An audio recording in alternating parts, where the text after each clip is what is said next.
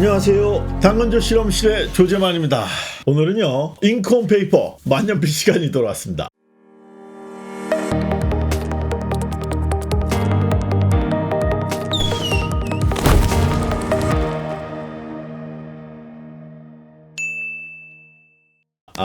제가 왜 만년필을 자꾸 하는지 모르겠는데 요즘 생각해야 될 일들이 많다 보니까 제가 생각할 때 하는 방법들 중에 하나가 생각이나 이런 것들을 계속 손으로 적어요. 적으면서 생각하거나 생각을 정리하고 새로운 아이디어를 짜는 데는 역시 그 종이 위에 뭔가 쓰는 것만큼 좋은 게 없거든요. 워낙 저는 잉크온 페이퍼 인간이다 보니까 잉크를 종이 위에 그려 넣는다 라는 것 자체가 저한테 상당히 매력적인 것 같습니다. 그래서 얼마 전에도 만년필에 좀 관심이 생겨가지고 몇 개의 만년필을 구매했습니다.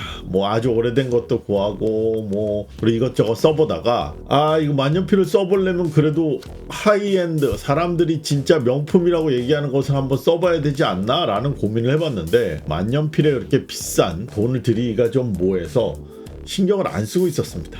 하이엔드 좋은 만년필은. 그러다가 인터넷이나 이런 데서 좀 뒤지다 보니까 살짝 고장났지만 상태가 좋은 그런 만년필 하나 발견해서 구매를 했습니다. 짜잔.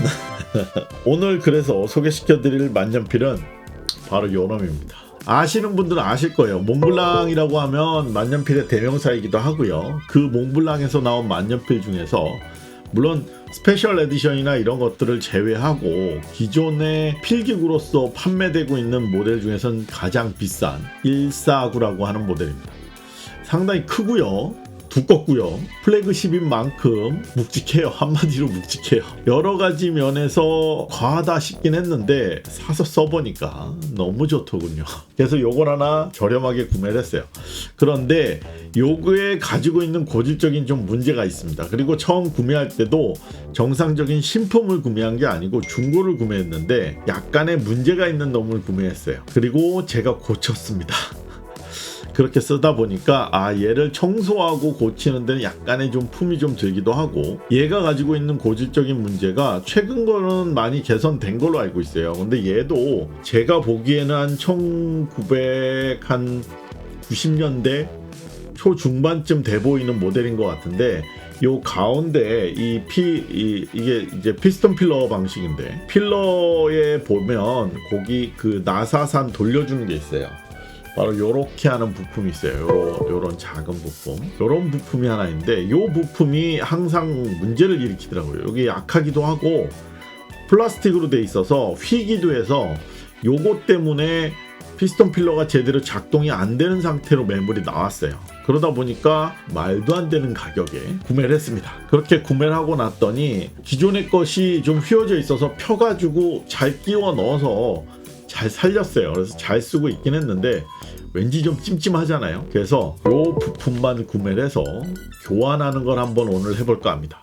다른 거는 솔직히 크게 고장날 게 없는 만년필이긴 해요. 워낙 완성도가 좋고 기술적으로 여러 번 테스트를 거쳐서 문제점 있는 것들을 많이 잡은 만년필이긴 합니다. 그런데 바로 요 부품이 항상 속을 좀 많이 새기는 것 같아요. 나머지 부품들은 비교적 부품도 좀 비싸기 때문에 수리하거나 구하는 게 쉽지 않지만 얘는 비교적 싸게 구입할 수 있는 부품임에도 불구하고 요 부품 때문에 바로 문제가 생기는 경우가 종종 있거든요.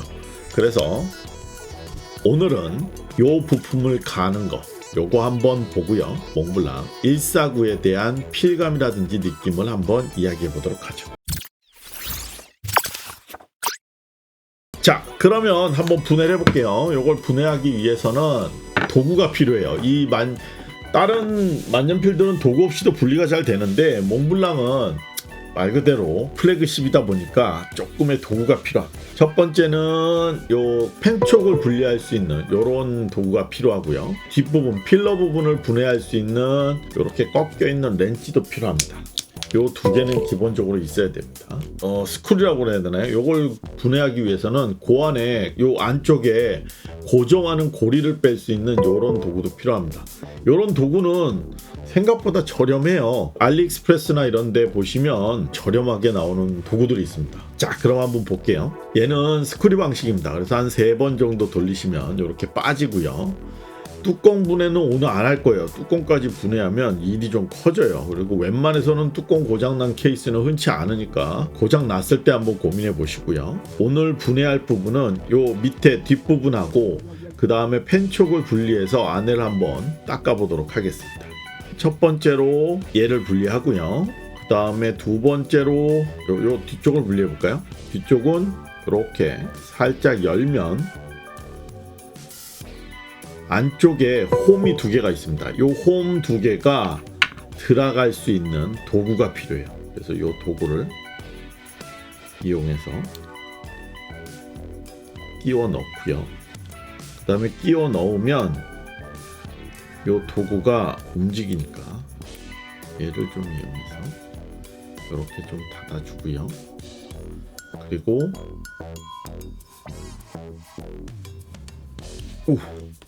이렇게 꽉 조여줬었나? 이렇게 풀어주시면 요 뒤에 피스톤 필러 부분, 요 부분이 나사로 되어 있기 때문에 이렇게 해서 돌려주시면 빠집니다. 그러면 얘를 빼고 그리고 이렇게 빼시면 피스톤이 나와요. 피스톤을 딱 넣었을 때 요 정도 상태인 거를 한번 꼭 확인해 주시고요. 그리고 얘를 계속 돌리면 얘도 분리가 됩니다. 그리고 더 돌리면 이렇게 분리가 되고요. 요게 바로 문제의 그놈이에요. 지금 얘 많이 펴졌네요. 안에서 많이 펴졌긴 한데 요게 약간 이렇게 트위스트로 비틀려 있어요. 그래서 요게 좀 문제가 일으켜서 걔를 이용할 겁니다. 요거를 빼기 위해서는 요 꼬챙이가 필요해요. 꼬챙이 끝에가 살짝 갈코리처럼 되어 있어요. 왜냐하면 여기 보시면 요 뒤에 보시면 여기 튀어나온 부분인데 여기에 C자 형태로 되어 있는 동그란 그냥 코일 같이 되어 있어요. 그 쇠로 되어 있는데 그게 C자 형태로 이렇게 껴 있는데 그게 요 컵 뒤에 동그란 컵에 꽉 껴있기 때문에 얘가 빠지지 않게 되어 있는 거거든요. 그래서 요 C자로 되어 있는 링을 뽑아줘야 돼요. 그거를 뽑기 위해서 요 갈코리를 이용합니다. 갈코리를 한번 이용해서 빼볼게요.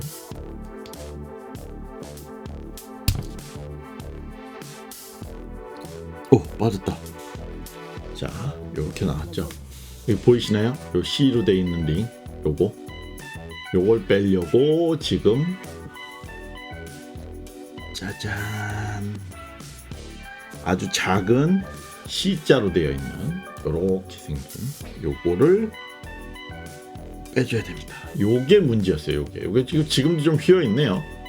근데 원래 오리지널은 이렇게 휘지 않게 깔끔히 되어 있는데 얘가 휘어져서 얘를 교체하려고 오늘 분해를 한 겁니다.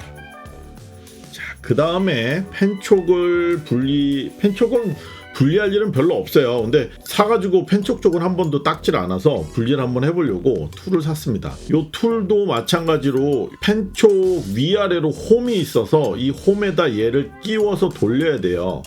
그런데 요게 2가지 방식입니다. 이 149는 이렇게 90도로 되어 있는 거 위랑 바로 아래에 있는 게 있고요.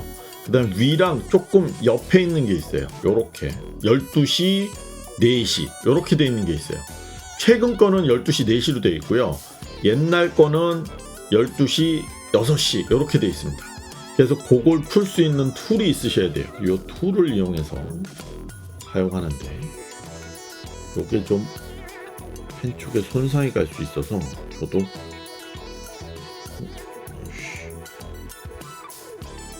안경 때문에 안 보이네요.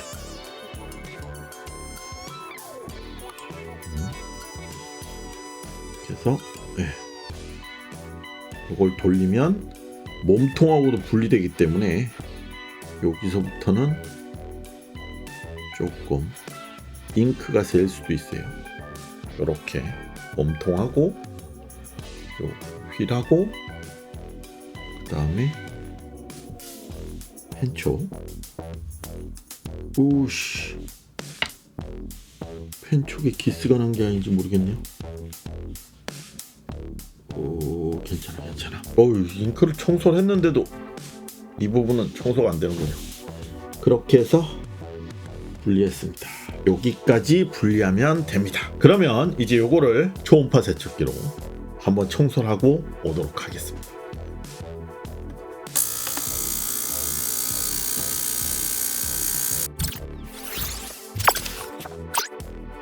자, 이제 청소가 끝났고요. 자, 하나씩 빼서 피스톤은 뭐 별게 없으니까 상태 나쁘지 않고요.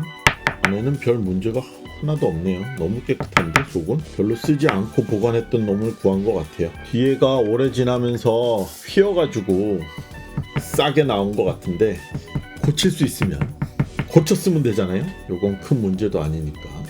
펜촉도 상태가 아주 좋고요. 오링도 상태가 좋고 이렇게 됐습니다. 그 다음에 연봉으로 지저분한 부분만 그 방수를 위해서 약간 촛농 같은 걸 쓴 것 같아요. 펜촉까지 분해하면 좋은데 저는 그것까지는 안 할 거예요. 펜촉의 상태가 나쁘지 않고 얘도 괜찮아서 펜촉의 상태는 아주 훌륭해요.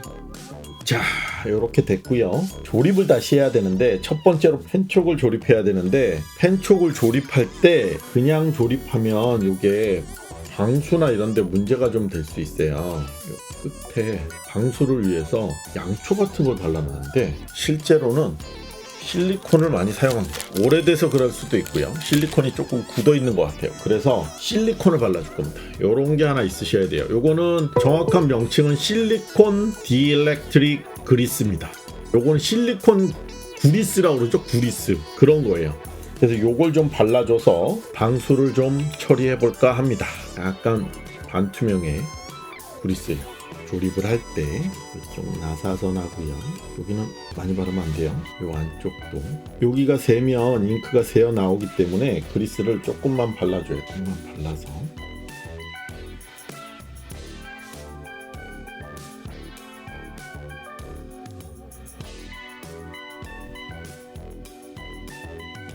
요 호젤은 홈이 있습니다. 홈이 있으니까 홈에다 끼우시고요. 손으로 이걸 좀 펜쪽을 좀 돌려주시고 그 다음에 툴을 이용해서 툴 쓸 때 요 펜쪽에 좀 기스가 날 수 있어요. 그러면 요 몸통은 결합이 끝났습니다. 그 다음에 지금 중요한 건 요거잖아요.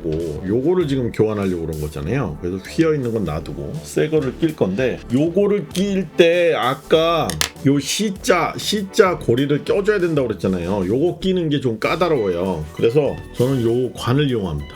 요 얇은 플라스틱 관인데 이 모서리를 좀 깎았어요. 그래서 이렇게 꼭 끼워 넣을 수 있게 여러분들도 구하실 수 있어야 되니까 한번 재볼게요. 6mm 정도 되고요. 외경은 6mm 정도 되고요. 내경은 4mm짜리입니다. 6mm에 4mm짜리 내경인데 그러면 끝에가 살짝 안 들어가요. 그래서 요 엣지만 이렇게 사선으로 살짝 사포로 깎아준 거예요. 요게 깎으면 한 5mm 정도 되지 않을까 싶네요. 5mm면은 딱 맞을 수도 있어요.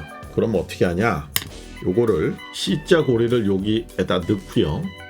그럼 요렇게 걸리죠. 요렇게 걸려요. 그 다음에 요걸 요렇게 끼워 넣고 그 다음에 얘로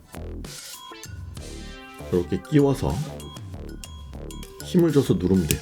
그럼 똑딱 들어갑니다. 그럼 이제 안 빠지죠. 요렇게 끼는 겁니다. 요렇게 유격이 있으면서 움직이는 피스톤 필러를 위한 상태가 돼요. 얘는 잘 보이실지 모르겠지만 좀 휘었어요. 그래서 이것 때문에 문제가 생긴 거거든요.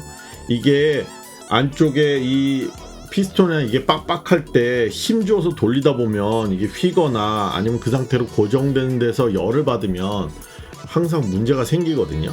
그래서 아마 149의 가장 고질적인 문제가 요 부품이 휘거나 그래서 이게 휘면은 피스톤 필러가 푹 하고 빠져버려요. 이 나사산이 제대로 안 걸려서. 요것만 교환해주면 완벽하게 새 것처럼 쓸 수 있기 때문에 수리해서 쓰시면 된다라는 말씀입니다. 그래서 이제 요거를 끼울 거예요. 끼우려면 나사를 이렇게 좀 돌리시고요. 그 다음에 얘를 여기다 피스톤 필러를 끼셔야 돼요.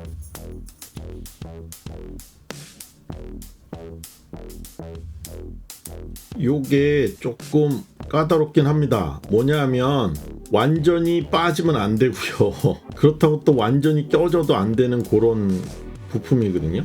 그래서 꽉 잠갔을 때 요게 요만큼 남으면 맞아요. 요만큼 남으면 맞는데 요거를 단계를 조절을 좀 하셔서 테스트를 좀 해보셔야 됩니다. 그래서 이렇게 열었을 때 조금만 열어도 충분히 끝까지 가고, 그 다음에 꽉 닫았을 때 쑥 들어오는 요 단계를 찾는 게 조금 까다로워요. 그 다음에 요걸 집어넣을 건데, 요때도 이 끝에 뭐죠? 실리콘을 조금 발라주면 이 밀착성이 좋아져서 부드럽게 움직입니다. 이거를 완전히 툴을 써서 잠그시기 전에 테스트를 한번 해보셔야 돼요. 이걸 풀렀을 때 피스톤이 어디까지 가는지. 피스톤 필러 요만큼, 그 다음에 당기면 요만큼. 황동으로 되어 있는 부품이 충분히 견고하게 결합이 되어 있지 않으면 뒤에 필러를 열 때 따라 열리고 닫힐 때 따라 닫혀요. 그래서 그걸 위해서 견고하게 해주셔야 되는데, 자, 요렇게 필러 정상적으로 작동되고요. 결합이 견고하게 됐으면, 자, 이 정도면 됩니다. 그러면 이제 조립이 완성됐어요. 생각보다 그렇게 단순하진 않습니다. 약간의 손재주도 좀 있으셔야 되고요. 힘 조절이나 이런 것도 할 줄 아셔야 됩니다. 조금 어긋나면 깨질 수도 있어요. 그러나 저렴하게 구입해서 한번 잘 쓰려면 이 정도는 돼야겠죠. 자, 이제 잉크를 넣어볼게요. 펠리칸 4001 잉크를 넣습니다. 물론 몽블랑 잉크를 넣으면 좋겠죠. 근데 몽블랑 잉크는 솔직히 전 좀 비싼 것 같고, 필러를 완전히 열고요. 펜촉을 담그고, 오, 소리가 들리네요. 잉크 들어가는 소리가. 닦고 써볼까요?